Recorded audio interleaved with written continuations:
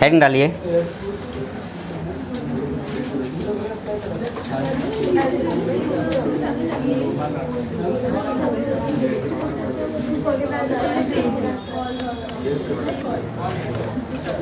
कोलरॉस law of independent migration of ions. कोलरॉस law of independent migration of ions, ये हमारा अगला topic है। कोलरॉस law of independent migration of ions, ये हमारा अगला टॉपिक है। इसका मतलब क्या है, सबसे पहले इसका डेफिनेशन लिख लेंगे। तुम्हें बड़ा मज़ा आ रहा है गौरी? हाँ ठीक है, लिखेंगे।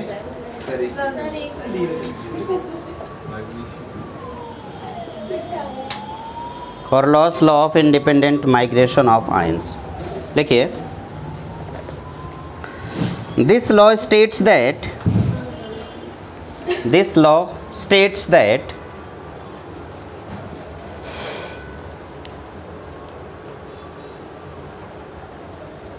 the limiting molar conductivity of an electrolyte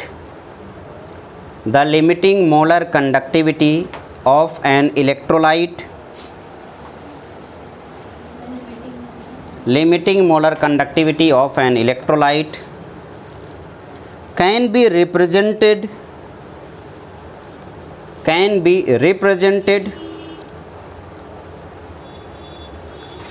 as the sum of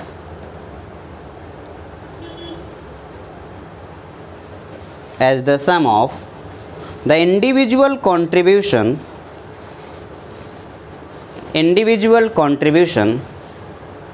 of cations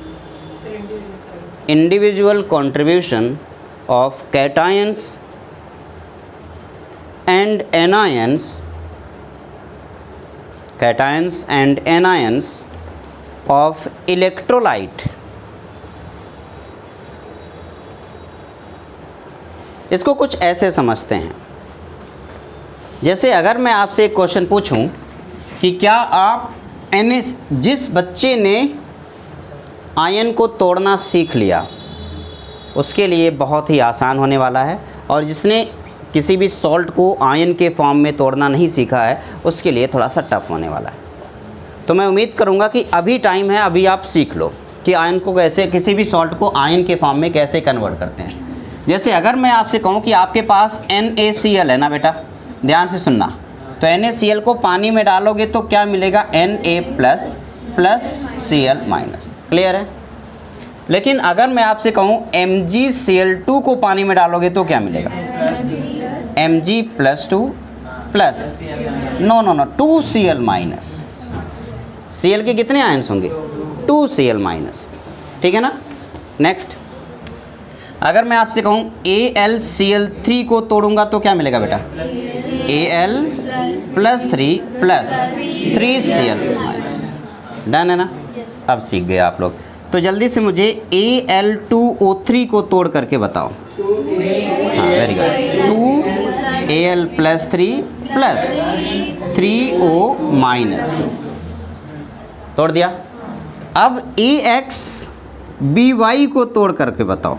XaY plus, देखो इसका पावर जो है ये प्लस में जा रहा है, देखो 3 यहाँ पे प्लस में गया और 2 यहाँ पे माइनस में गया, तो AXaY plus plus YB X minus. Clear है ना? जिसने ये समझ लिया उसने सब समझ लिया। क्या आपको ये समझ में आ गया कैसे टूटा? तो बहुत ही आसान है। तो लिमिट, इस लॉ के अकॉर्डिंग मैंने बोला था सॉल्ट का मोलर कंडक्टिविटी रिप्रेजेंट करने के लिए बड़े वाले या छोटे वाले लैम्डा की किसकी ज़रूरत पड़ती है? बड़े लैम्डा। और आयंस की कंडक्टिविटी के लिए तो आपने कहा कि सर बड़े लैम्डा की बात करता हूँ, लैम्डा m Ax और By की मुझे ज़रूरत है। This is equals to x times of limiting molar conductivity of Ay plus, यानी कि इस वाले आयन की limiting molar conductivity multiplied by x plus, बता दो आगे क्या लिखूं? y टाइम्स ऑफ, बताओ, limiting molar conductivity of Bx minus. क्या ये बात क्लियर हुई? इस वाले आयन की लिमिटिंग मोलर कंडक्टिविटी को इसकी कॉन्सेंट्रेशन से मल्टीप्लाई किया, इस वाले आयन की लिमिटिंग मोलर कंडक्टिविटी को इसकी कॉन्सेंट्रेशन से मल्टीप्लाई कर दिया। तो इस तरीके से हमें मोलर कंडक्टिविटी ऑफ सॉल्ट पता चल गया, x times of molar conductivity of an ion cations plus y times of molar conductivity of anion. क्या यार कोई दिक्कत है किसी को? आसान है ना? अब आपसे कुछ क्वेश्चन पूछा जाएगा और आप जल्दी से मुझे बता दोगे। जैसे अगर मैं आपसे पूछूं मोलर कंडक्टिविटी ऑफ NaCl चाहिए मुझे, तो क्या लिखूं बेटा?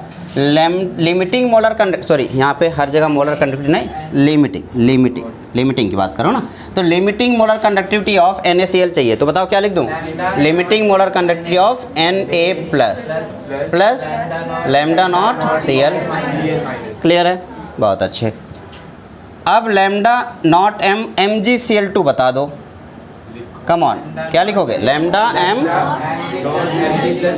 Very good, plus 2 into lambda naught of, बहुत अच्छे, lambda naught of m AlCl3 बता दो बेटा।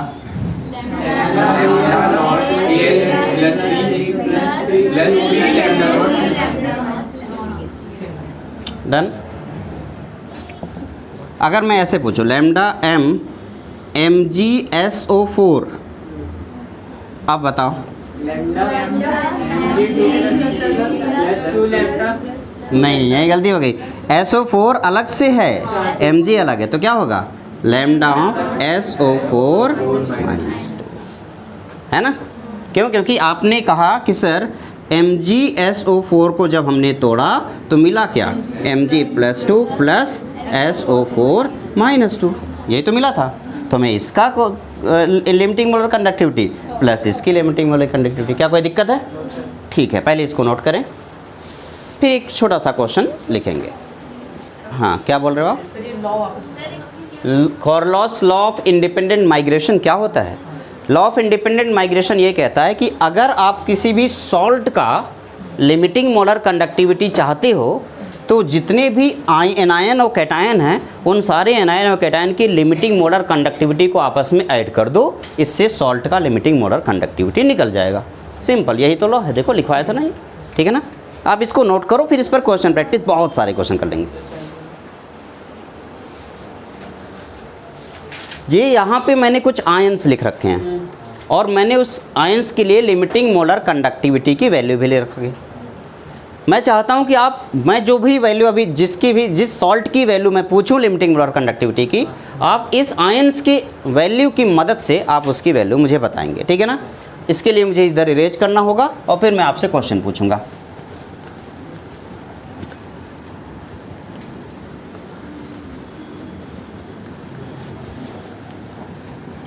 ठीक है, देखो मैं फाइनली एक बार फिर से मैं वो आयन का लिख देता हूँ, AX this is equals to x times of AY plus y times of BX minus.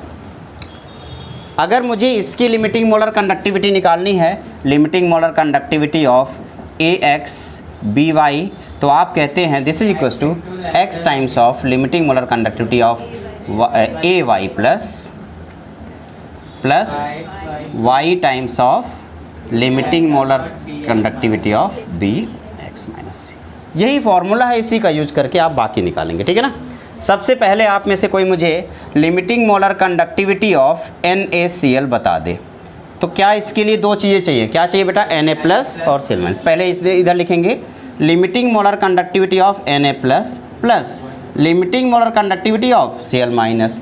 तो जल्दी से मुझे बताइए Na प्लस की value 50.1 plus Cl minus 76.3। Answer बताओ बेटा कितना? 126.4। क्या लिमिटिंग मोलर कंडक्टिविटी आ गई इसकी? गुड।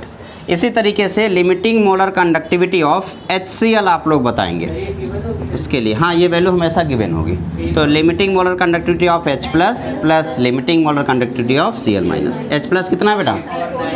349.9 प्लस 76.3 426.2। क्लियर है? कोई दिक्कत नहीं है, गुड। अब लिमिटिंग मोलर कंडक्टिविटी ऑफ, मैं चाहता हूँ कि आप MgSO4 बता दें। तो आप कहेंगे इसके लिए limiting molar conductivity of Mg+2 plus limiting molar conductivity of SO4 -2। तो Mg+2 की वैल्यू कुछ दिया होगा 106.0 प्लस SO4 160, कितना आ गया? क्लियर है, good. Limiting molar conductivity of CH3COONA मैं ये चाहता हूँ, तो आप क्या कहेंगे? Limiting molar conductivity of CH3COO minus plus limiting molar conductivity of Na plus. तो CH3CO minus 40.9 plus Na plus है 50.1, कितना हो गया? 91। पक्का ना? ठीक है, 91.0। एक लास्ट है limiting molar conductivity of Na2SO4, मैं चाहता हूँ आप ये कैलकुलेट करो, क्या होगा बताना बेटा? 2 times of limiting molar conductivity of Na plus 4 limiting molar conductivity of SO4 -2। तो 2 इंटू Na प्लस की वैल्यू बताओ बेटा? 50.1 प्लस CSO4 माइनस 160, कैलकुलेट हो गया 100.2 प्लस 260.2। ओके, एक लास्ट बता दो। ठीक है, मतलब आप बता दीजिए MgBr2। तो MgBr2 में limiting molar conductivity of Mg+2 plus 2 into limiting molar conductivity of Br -1, यही है ना? तो बताओ क्या आएगा? Mg+2 है 106 प्लस Br माइनस कितना है 78, 2 इंटू 78.1, कितना बेटा? 262.2। तो क्या इस तरीके से आप लिमिटिंग मोलर कंडक्टिविटी किसी भी सॉल्ट की निकाल लेंगे? तो जल्दी से इसको अपनी कॉपी में नोट करें, फिर एक और टाइप का क्वेश्चन आता है उसके बारे में हम डिस्कशन करेंगे।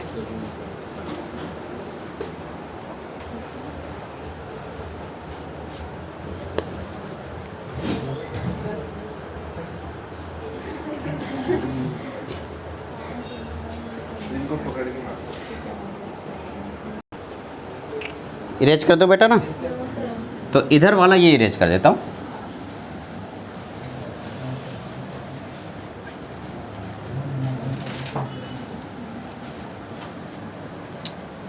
अब इस पर एक और टाइप के क्वेश्चन पूछा जाता है जिसको मैं डिस्कस कर लेता हूँ, फिर आज की क्लास खत्म करेंगे। इसे इरेज करोगे? ठीक है। कहाँ तक? यहाँ से यहाँ तक तो कर देता हूँ।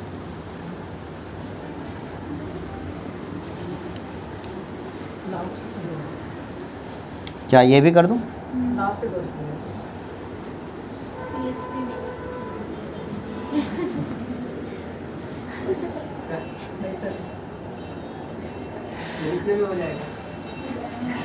चलिए, अगला जो क्वेश्चन है वो क्या है देखेंगे। इस बार इन्होंने प्रॉपर सॉल्ट दे रखा है बेटा।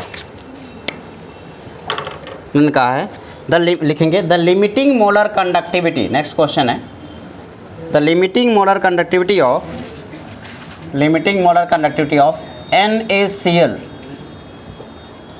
Limiting molar conductivity of HCl, limiting molar conductivity of NaAC।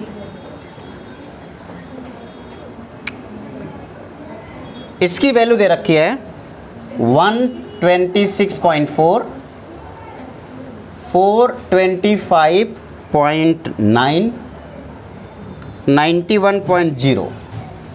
Unit है साइमन सेंटीमीटर स्क्वायर पर मोल, साइमन सेंटीमीटर स्क्वायर पर मोल, साइमन सेंटीमीटर स्क्वायर पर मोल। अब आपसे क्वेश्चन पूछा जा रहा है लिमिटिंग मोलर कंडक्टिविटी आपको पता करना है HAC का। देखो इस टाइप के क्वेश्चन को कैसे सॉल्व करोगे। NAAC का 9.90 है या 9 है, कितना दिया है? 90 दिया, 91 दिया है बेटा, 125 91.0,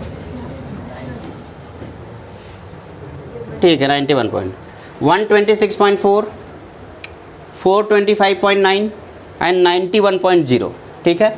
HAC की वैल्यू कैलकुलेट करने के लिए बोल रहा है। बताओ, बहुत ही आसान है ना?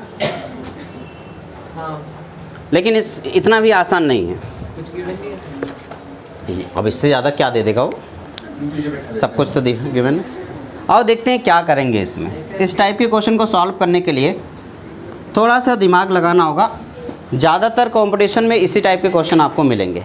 देखो क्या करेंगे, आपको NaCl पता है ना, कैसे टूटता है?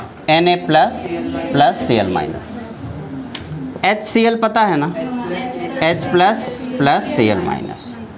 NaAC Na plus plus AC minus. अब आपको इन सब से लाना क्या है? H प्लस और AC माइनस। आपको कुछ इस तरीके से इनको ऐड या सब्ट्रैक्ट करना है कि H और AC के अलावा बाकी सब कट जाए। तो हमें H चाहिए और AC चाहिए। इसका मतलब क्या हुआ कि इन दोनों को तो ऐड करना होगा, और अगर ऊपर वाले को मैं सब्ट्रैक्ट कर दूं तो Na ने Na को मार दिया, NCl ने Cl को मार दिया, तो क्या बच जाएगा?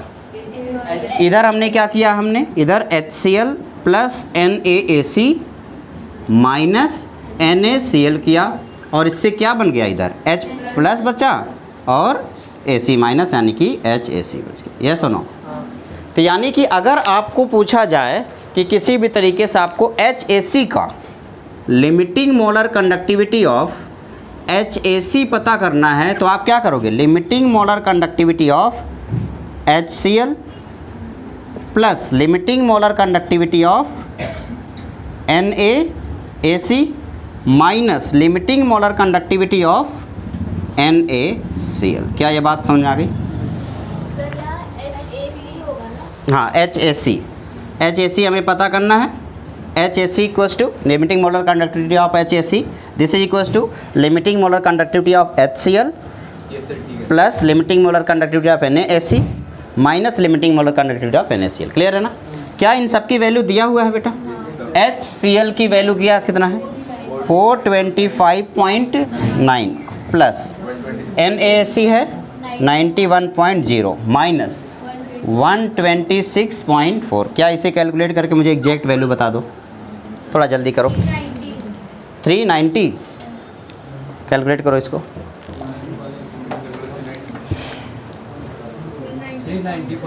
390.5 limiting molar conductivity of HAC निकल गया। क्या इस टाइप के क्वेश्चन यूनिट क्या होगा बेटा? साइमन सेंटीमीटर स्क्वायर पर मोल। तो इस तरीके से हम लोगों ने क्वेश्चन को सॉल्व किया। क्या इस टाइप के भी क्वेश्चन आएंगे तो सॉल्व कर लोगे? बस आपको थोड़ा सा रीअरेंज करके पता करना होगा कि करें क्या, आखिर किसको किस ऐड करें और किसको सब्ट्रैक्ट करें। अगर आपने ऐड और सब्ट्रैक्ट करना सीख लिया तो बहुत ही आसानी से इसके क्वेश्चन सॉल्व हो जाएंगे। आज का होमवर्क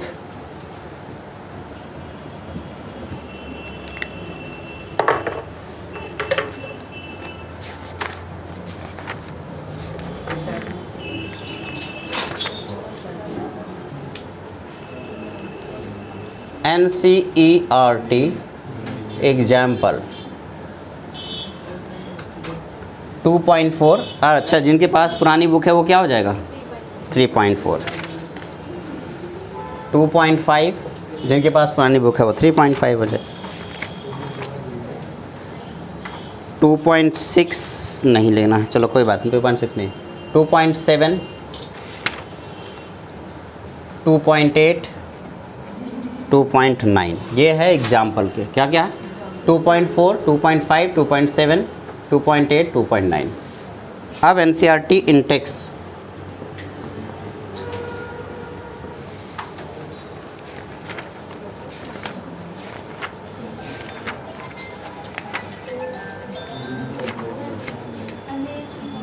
टू 2.7, 2.8, 2.9।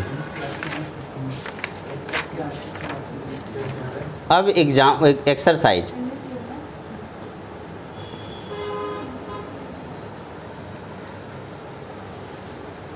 एक्सरसाइज का है